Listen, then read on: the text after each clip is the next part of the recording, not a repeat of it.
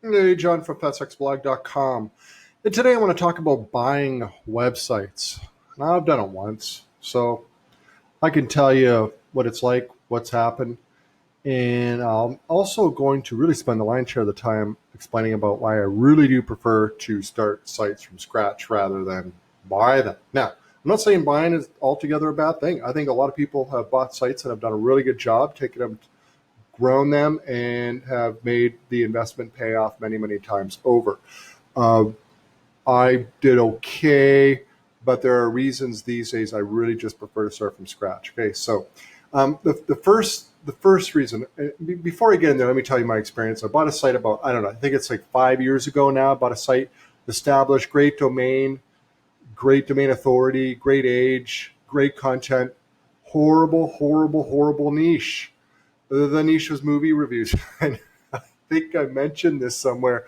I can't remember where, and a commenter jumped in and said, "What on earth made you think that the movie reviews niche was a good idea?" Yeah, I got groomed. It's a terrible, terrible niche. There's absolutely no display ad money in that. Like I thought, like the seller was showing me what he was making. It was just like considering the amount of traffic. Yeah, I was just like, well, I thought, well, surely I could improve that. Well, I couldn't. Okay, and so yeah, this commenter is right. It's a horrible niche. So don't go into it. I'm sure Rotten Tomatoes does just fine, but otherwise, it's a terrible niche. So okay, so it was a bad niche. I've changed niches with it, and I'm growing it at kind of a sort of, it's not like totally out of left field, but the site's been problematic. I've made some money with it and so forth. Who knows? Whatever. Chalk it up to good experiment, right? Good experience, learned a lot. So why don't I buy sites these days? It's not like there's a lot available, but there are always a good handful available. And the big plus is you throw 30, 40, 50,000 at a site. You can spend a lot more if you want. And you get something with immediate cash flow. You get past that old sort of the starting 6 to 12 months before anything really starts happening, and you can grow it in earnest, and especially if you know what you're doing and you've got good plans for the niche, it could turn out to be a really good deal. But still, for the reasons I'm going to set out, I don't do that. So reason number one, I don't like buying existing sites, is it's a potential copyright horror show. Now you can get around this, all right? You can get around any one of these suggestions against buying a site I set out. There's ways around it, of course, but it's a copyright horror show. It blows my mind that for all the sites that are listed on Flippa that I've checked out, not that I've checked them all out, but I do here and there, and I've never once seen a commenter ask, well, do you have a license or did you get permission to use all the images? And every site for sale has images, and this never asks. And that's the first question I would ask of any site owner is, what's the status? Do you have the license for all these images? Because if you buy a site and those images are infringing someone's copyright, you're going to get nailed and you're on the hook for that money, and it's not cheap. So that's the number one reason. It's just a big hassle, right? And let's say they say, yeah, I do have all the licenses. Well, I'm going to have to get paper copies of some sort of digital verification that there are licenses, and it's a lot of work. It's more work on the seller. That's a big reason I don't sell sites or haven't, because it's just a mountain of work. It drives me crazy. I'm not interested, but I'm sure one day I will sell. So it's a copyright horror show that's potentially going to be a big problem. All right. So be sure to at least ask if you're going to buy a site. I'm not. This video is not about why you shouldn't buy a site. There's a lot of good reasons to buy a site. It's just really more things to watch out for when you're going to buy a site. Next up is SEO time bomb. Now I'm not a real technical SEO guy. I know enough SEO as a publisher to target some keywords and publish some content. I typically know when the content's good enough that it has a reasonable chance of ranking. But when it comes to the real technical stuff, to review sites and to do a full-blown audit and to find out whether the links are good or they're bad or whatever else, what's going on underneath the whole SEO mechanism of a site, I don't know what I'm doing. Like this is stuff I've never learned to do. I never want to do it. I'm not interested in it. I don't want to have to do SEO due diligence. I couldn't imagine a worse way to spend my time. So since I don't know it, I'm glad I don't know it. I know my limitations. I'm not really able to properly vet a site. And there are a lot of sites out there that are often sold because they're under distress, which means they're going down the tubes. And some greater fool is going to end up with that sucker, right? Some unsuspecting buyer, unless you actually know what you're looking for. Now there's a lot of great sites out there that aren't under distress and they're available for sale, but some aren't. You need to find out how to figure out the difference between the two. The other thing is a potential Amazon TOS nightmare. This is a pretty small consideration because it's pretty easy and not so hard to figure out whether a site's complied with the Amazon terms of service if they're promoting Amazon. So it's not a big barrier, but it's another piece of due diligence you need to at least check into. Okay. Now, what happens if the seller says, "Oh yeah, all the images are licensed, and I never built a PBN, and I never built any links, and the site's doing well. I never got any warnings from Google," and they're making all these representations, and you're thinking, great, okay, good, I'll buy it. And then the inevitable happens and it goes down the tubes. Here, sure, you could probably go after them, but I mean, do they have any money? You can sue anyone you want, and even if you win, can you get any money out of it? And big chances are you never see a nickel for all that problem. Okay, so don't just go with somebody's words. You need verification when you're doing this. And as you can tell, you're probably thinking, John, this is chalking up to a pile of work. Yeah, you're right. Selling or buying, while sites are fairly liquid these days because there are lots of buyers out there wanting to buy sites, and so you can get some cash flow going in. It's not without effort. You got to do work as both buyer and seller. So that's just probably a really, at the end of the day, a big reason that I haven't really gone out on a buying spree or on the flip side, a selling spree.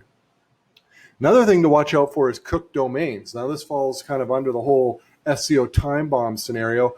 And I am, again, not a savvy SEO person whatsoever. I can't really tell whether a domain has a bunch of old links to it and it's helping it and it's a good thing and it's going to help rank it faster, or if those are bad links and the domain is cooked and it's never going to rank. I can't tell the difference. So, I mean, if I can't tell the difference, I'm merely speculating. And do I want to spend 50 grand on a big guess that the site might be toast? I don't know. Generally, this is going to be more applicable to just buying domains that were once sites. Typically, my rule of thumb now when I register a domain is if it was a site and it shows up in Wayback Machine, I pass. I don't want it because I don't know what to look for to figure out whether it's still a good domain or a bad domain. Okay, another reason is for me, it's a drag buying a site. You got to probably fix up a lot of content. You got to make a lot of changes, put in a new theme, get your ads on, all this stuff.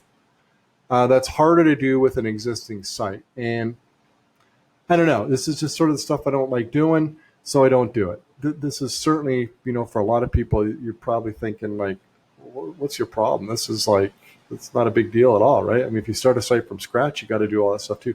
I don't know. There's just something fresh and easy about a new site.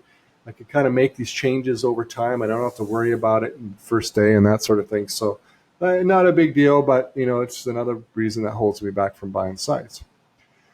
The next one is,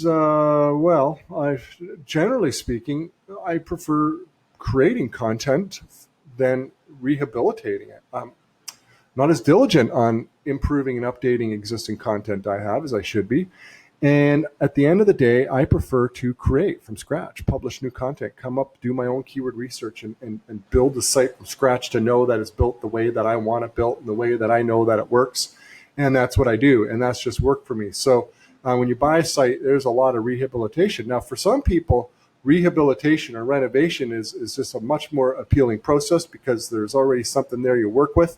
And you know what you're doing, you're going to go in, you're going to fix it up, and you're going to get some big wins. And you can get big wins when you buy a site. You can get big, fast wins. All right. So there can be big reasons to do it. But for me, I just prefer doing it from scratch, doing it my way, get it set up right the first time around. Okay. Now, there are instances where I would be very, very, very, very interested in buying a new site, okay? And that is a situation. I see a site that's getting pretty healthy dose of traffic, but it's really under monetized. And because I'm in with the AdThrive network and PlayBuzz video, I have a pretty good opportunity to increase RPMs on a lot of display ad monetized websites. And that's a pretty attractive opportunity right there, because let's say I can add 5 RPM to a site overnight. I've increased the value of that site very, very quickly by a significant amount. So that's an attractive opportunity for me. But still, I thought I was going to do that with that movie review site, to tell you the truth. I thought it was going to be, wow, I'm going to slap my ads on there and I'm going to bump it 5-10 RPM and it's going to be a huge win for me.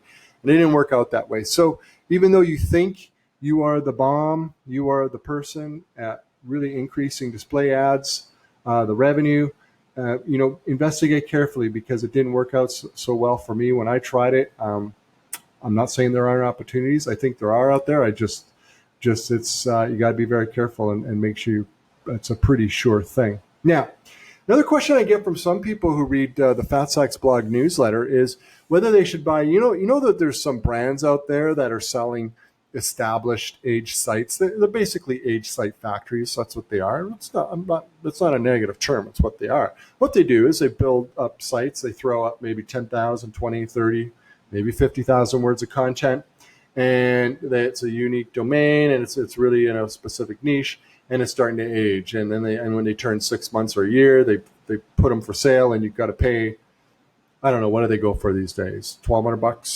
$1,800, $3,000. I guess depends how much content's on there, whether they're making money, et cetera, et cetera. Anyways, you pay a couple of grand, you get a site that's been sitting around, it's got some okay content on there, it's been sitting around 6 months, a year, you buy it. The theory is that you're going to be much further ahead because the site's been sitting there, and now you can just add all your content. It's going to grow a lot quicker. I've never bought one of these, but I actually don't think it's a bad idea, because first off, you know who created the site. There's not a lot of content on there. Chances are there's not a whole lot of bad things that could have happened. You can verify.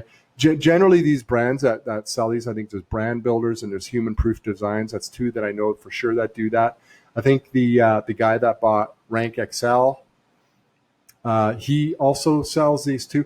I think all three of those outfits, I think they're above board. And if you ask them, hey, was the domain ever registered before? They'll tell you. Did you build PBN links to these sites? I'm pretty sure they're going to tell you straight up. Okay. And so you can ask the important questions. Do you have a license for all the images? I think most of them do. They probably have subscriptions to stock photo sites, or they're using the free ones, so they're going to have it. That's good. It's going to all be above board. So you eliminate a lot of the risk that you get if you bought, from some owner who's sort of been building this site.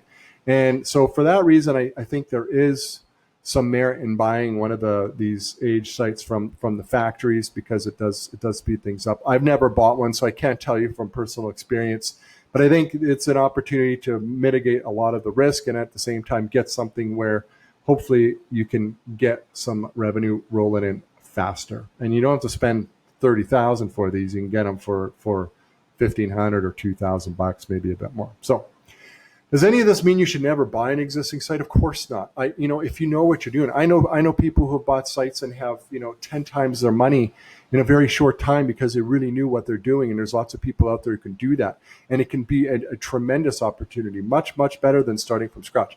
I'm merely telling you what I do. I'm telling you the reasons why I don't really look out to buy sites, and instead really looked up to start them from scratch. That's my reasons.